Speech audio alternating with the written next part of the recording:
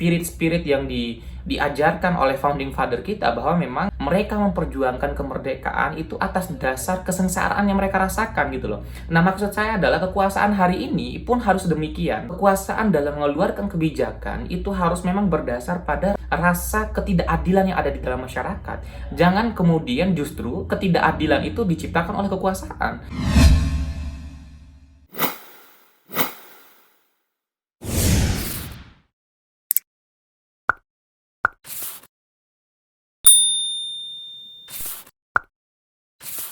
Halo, Assalamualaikum warahmatullahi wabarakatuh. Kembali lagi bersama Yusril Ihza Mahendra di channel YouTube Yusril Ihza. Teman-teman semua, di konten kali ini kita akan membicarakan berkaitan dengan apa masalah besar yang sedang dihadapi oleh negara kita hari ini. Teman-teman semua, pertanyaan ini bukan suatu pertanyaan yang muncul secara tiba-tiba ya. Tetapi pertanyaan ini merupakan sebuah kesimpulan dari setiap peristiwa yang terjadi beberapa waktu belakangan ini. Karena kita tahu bahwa banyak sekali ya kejadian-kejadian atau peristiwa-peristiwa yang kemudian menarik perhatian kita bersama, dan itu menurut saya sangat-sangat menjadikan masyarakat sebagai korban ya. Karena banyak sekali peristiwa-peristiwa yang terjadi di negara kita ini justru itu disebabkan oleh kekuasaan. Karena tentunya ketika kita berbicara tentang masalah negara, pasti kita akan mencari tahu siapa yang kemudian bertanggung jawab atas setiap permasalahan-permasalahan yang sedang dihadapi oleh negara kita. Jawabannya yaitu tentunya penguasa hari ini. Kita tahu bahwa kebijakan yang dikeluarkan oleh penguasa kita hari ini banyak sekali tidak pro kepada rakyat. Banyak sekali kebijakan yang kemudian tidak mampu mengakomodir kepentingan seluruh warga negara. Padahal harusnya kan kehadiran negara itu sebagai pengambil kebijakan yang mampu memang benar-benar mewakili seluruh warga negara. Ya, pengambil kebijakan yang benar-benar mampu menghadirkan suatu kebijakan yang bisa memberikan kesejahteraan kepada masyarakat. Tetapi justru seperti yang saya sampaikan tadi, kebijakan yang diambil oleh kekuasaan justru mengakibatkan warga negara banyak yang semakin tidak merasakan kehidupan yang layak. Banyak kemudian masyarakat yang semakin berada pada keterpurukan gitu loh. Misalkan sebut saja yang paling terbaru ya, misalkan seperti penanganan COVID-19. Ketika COVID-19 dulu itu pertama muncul di Indonesia atau di dunia, penguasa kita itu enggan terhadap isu COVID-19 pandemi ini. Tetapi ya justru yang dikeluarkan adalah kebijakan untuk memurahkan harga tiket, masuknya warga negara asing di Indonesia untuk berwisata.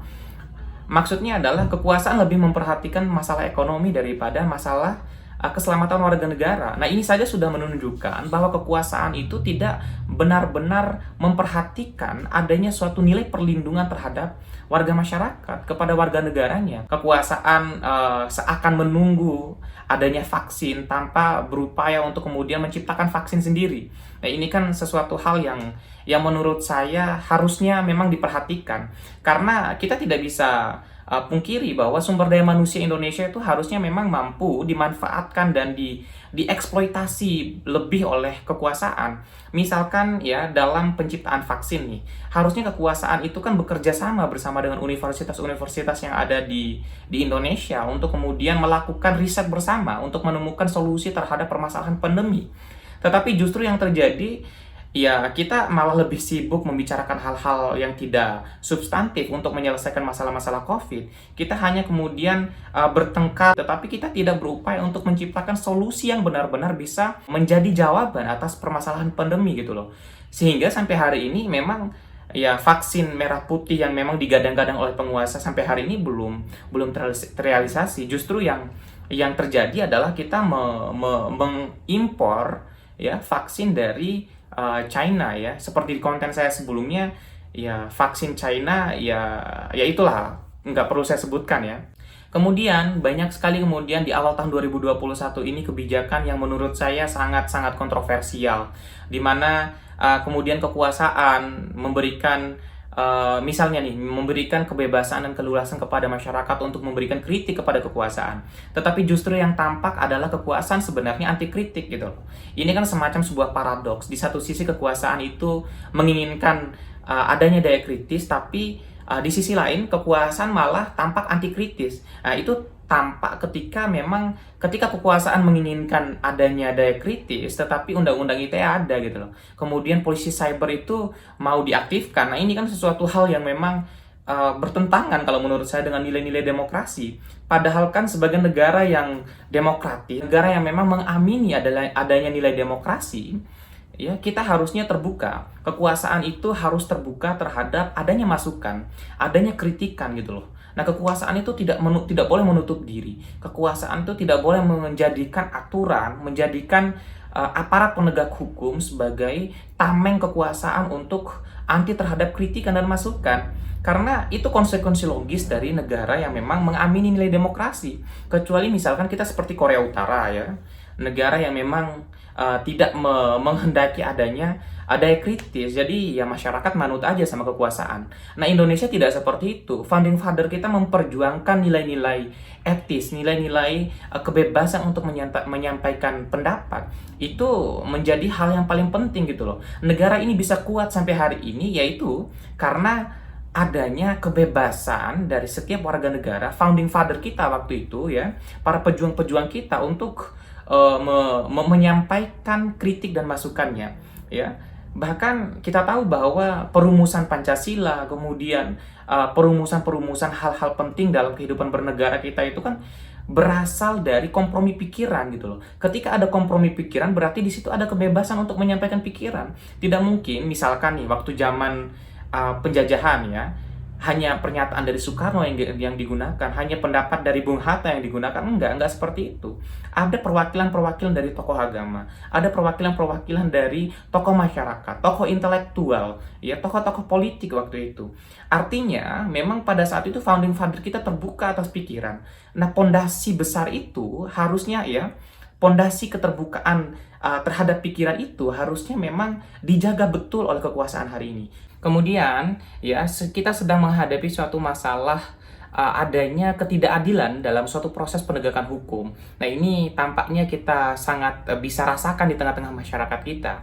Karena ada semacam ketidakadilan dalam proses penegakan hukum kita. Masyarakat-masyarakat di bawah banyak yang melihat adegan-adegan yang dipertontonkan oleh kekuasaan, di mana tampak seperti adanya perlindungan terhadap orang yang memang pro kepada kekuasaan. Tetapi orang yang memang tidak punya kedekatan kepada kekuasaan, orang-orang yang memang tidak punya kedekatan kepada kekuasaan, kemudian di satu sisi dia memberikan kritikan dan masukan kepada kekuasaan, akhirnya ya dibui, dipenjarakan. Nah, ini adalah suatu rangkaian keadaan yang memang menarik perhatian masyarakat kita. Bukan hanya para masyarakat secara umum, tapi para anak muda, milenial itu menganggap ini adalah sesuatu hal yang memang harusnya membutuhkan kehadiran negara. Negara itu harus hadir, ya penguasa kita tuh harus segera hadir untuk kemudian menyelesaikan masalah-masalah ini. Masalah ini tidak kemudian terus bergulir, ya. Berbahaya kemudian masalah ini seperti bola panas ya. Ya, bola panas atau bola api kemudian menggelinding ya. Di mana arah dia menggelinding ya di situ. Apapun yang ada di depannya, bahkan rakyatnya pun itu dihanguskan. Nah, ini berbahaya. Karena kekuasaan itu tidak boleh kemudian menelantarkan rakyatnya, menjadikan rakyatnya itu sebagai korban. Jangankan berpuluh-puluh orang atau sampai meninggal dunia berpuluh-puluh orang, ya satu tetes darah warga negara pun itu tidak boleh dikorbankan oleh kekuasaan demi kepentingan lain gitu loh. Ada sesuatu hal yang memang harus dijadikan sebagai ukuran kekuasaan dalam mengambil kebijakan. Ya, kekuasaan itu harus memperhatikan satu nilai di dalam konstitusi kita, bahwa ya di alinea keempat Undang-Undang Dasar itu kan menyebutkan bahwa tujuan dibentuknya suatu pemerintah yang berkuasa itu adalah yang pertama untuk melindungi segenap bangsa Indonesia dan seluruh tumpah darah Indonesia. Kemudian memajukan kesejahteraan umum, mencerdaskan kehidupan bangsa, dan yang keempat itu ikut melaksanakan ketertiban dunia, perdamaian abadi dan keadilan sosial. Poin ini menjadi rambu-rambu besar dalam kehidupan bernegara kita. Kekuasaan ya dalam mengambil kebijakan itu tidak boleh kemudian melupakan ya atau meniadakan nilai-nilai itu, karena tentunya founding father kita ya sudah melakukan dan membuat konstitusi ini sudah sedemikian bagus gitu loh. Ada kompromi pikiran di situ. Berbahaya kemudian yang terjadi justru kekuasaan hari ini ya meneruskan pikiran yang ada di dalam konstitusi itu bukan dengan pikiran. ya. Yang tampak itu adalah kekuasaan itu menggunakan kekuasaannya ya dalam mengambil kebijakan itu tidak menggunakan pikiran, sehingga banyak sekali kebijakan, aturan yang dikeluarkan itu tidak berdasarkan pikiran. Nah, kekuasaan itu hadir di tengah-tengah masyarakat kita untuk kemudian mampu merealisasikan ya cita-cita yang memang diamanatkan di dalam konstitusi itu. Ya, ketika memang kekuasaan dalam menyelenggarakan negara misalkan ya, kekuasaan itu pasti memang mendapatkan pro kontra, kebijakannya itu pasti menuai pro kontra di tengah-tengah masyarakat kita. Tetapi kekuasaan itu harus bisa memilah, kekuasaan itu kemudian harus mampu memilih ya kebijakan mana yang memang mempunyai kemudorotan yang memang besar. Jangan sampai kekuasaan itu hanya mementingkan masalah politik saja, ya kelanggengan kekuasaannya, ya memikirkan masalah kepentingan pengusaha, investor, investasi dan lain sebagainya. Tetapi justru warga masyarakat yang memang harusnya mendapatkan dampak baik terhadap kebijakan itu justru dijadikan sebagai korban dari kebijakan-kebijakan yang dikeluarkan. Seperti yang diamanatkan oleh konstitusi, ya pemerintah itu melindungi segenap bangsa Indonesia. Bangsa itu ya warga negara, warga masyarakat itu harus dilindungi oleh negara. Nah, kehadiran negara ini menjadi penting ya. Dan berbicara tentang kehadiran negara, berbicara tentang kebijakan yang dikeluarkan oleh negara itu erat kaitannya dengan siapa yang kemudian akan mengambil kebijakan dalam penyelesaian masalah yang terjadi. Nah, teman-teman semua, seperti yang saya sampaikan di awal tadi bahwa memang ada suatu pertanyaan besar di benak kita masing-masing. Ya, ada suatu pertanyaan besar di benak masyarakat Indonesia. Apa sebenarnya masalah besar yang sedang kita hadapi hari ini? Apakah kemudian kita sedang menghadapi permasalahan ekonomi, permasalahan ketidakadilan hukum, atau permasalahan radikalisme intoleransi? Memang ada suatu masalah lain yang memang sedang benar-benar dihadapi oleh Indonesia. Di konten kali ini kita akan membahas hal tersebut dan saya sampaikan bahwa memang ada masalah besar yang sedang kita hadapi. Bukan hanya masalah ekonomi, masalah keadilan sosial, masalah hukum, itu mungkin hilir dari permasalahannya. Tetapi masalah yang paling mendasar, yang menjadi akar dari permasalahan kita hari ini itu adalah ada semacam suatu krisis kepemimpinan kita. Karena tentunya berbicara tentang keadilan sosial, berbicara tentang keadilan dalam penegakan hukum, berbicara tentang terciptanya kesejahteraan di tengah-tengah masyarakat kita, itu erat kaitannya dengan ya siapa yang kemudian akan mengambil kebijakan-kebijakan itu. Berbicara tentang hal tersebut ya tentunya yang mengambil kebijakan itu adalah penguasa, yaitu pemimpin kita gitu loh. Nah, saya sampaikan bahwa terjadinya krisis ekonomi, terjadinya ketidakadilan dalam proses penegakan hukum kita itu sebagai dampak langsung dari krisis kepemimpinan hari ini. Nah, kita sedang menghadapi suatu keadaan di mana pemimpin kita tidak mampu mengeluarkan kebijakan yang memang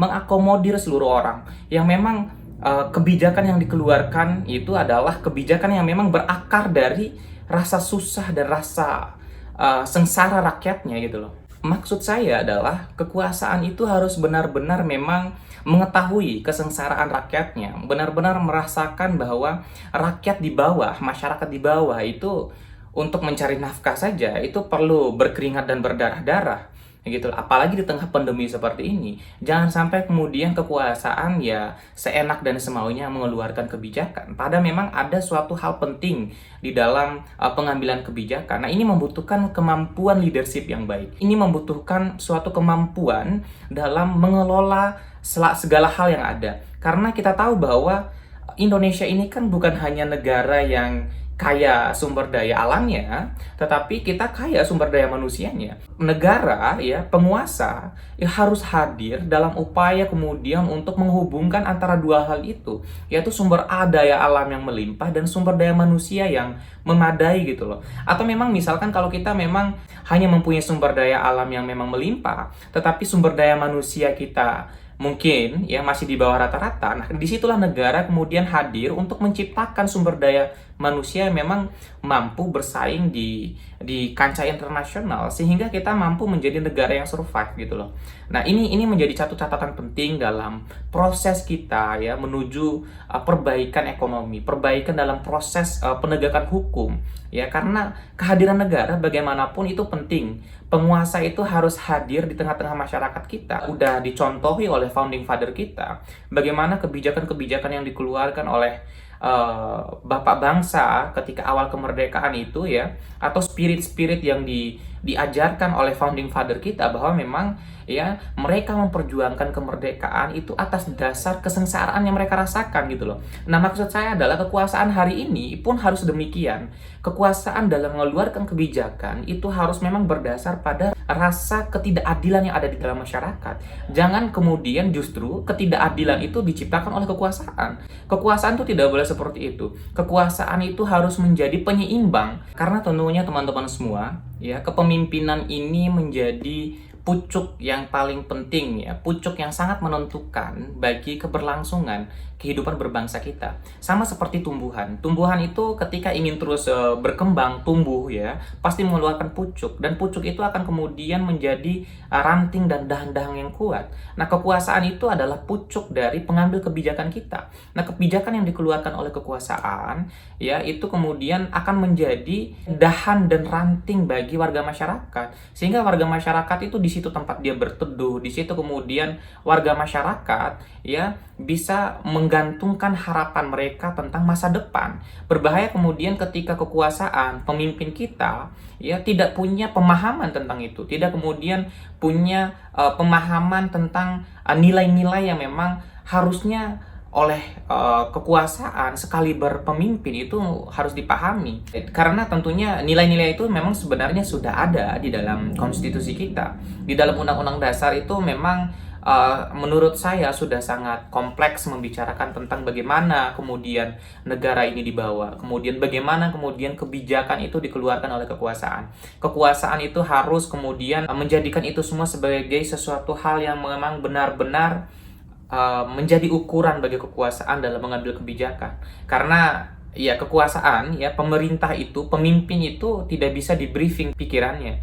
Pikiran kekuasaan itu memang harus kompleks, bukan hanya berbicara tentang ekonomi saja, tetapi kekuasaan juga harus berpikir tentang politik, berpikir tentang keadilan sosial, berpikir tentang kesejahteraan, berpikir tentang kepentingan masyarakat. Ini yang paling penting. Berbahaya kemudian mindset pikiran dari pemimpin itu hanya di briefing tentang kepentingan investasi, kepentingan ekonomi, kemudian menelantarkan ya kepentingan rakyatnya, bahwa rakyat itu di bawah butuh hidup, rakyat itu di bawah butuh adanya semacam social justice, keadilan sosial. Rakyat membutuhkan adanya supremasi hukum yang adil. Ya, ini menjadi sesuatu hal yang memang harusnya kompleks dipahami oleh penguasa kita, oleh pemimpin kita. Krisis kepemimpinan itu berujung pada lahirnya krisis keadilan, krisis ekonomi, dan krisis ya keberimbangan kita sebagai warga masyarakat. Jangan heran kemudian akan kemudian muncul konflik horizontal antara masyarakat, karena itu adalah ujung dari ketidakmampuan kekuasaan untuk menciptakan pikiran atau solusi terhadap permasalahan yang sebenarnya dihadapi oleh masyarakatnya.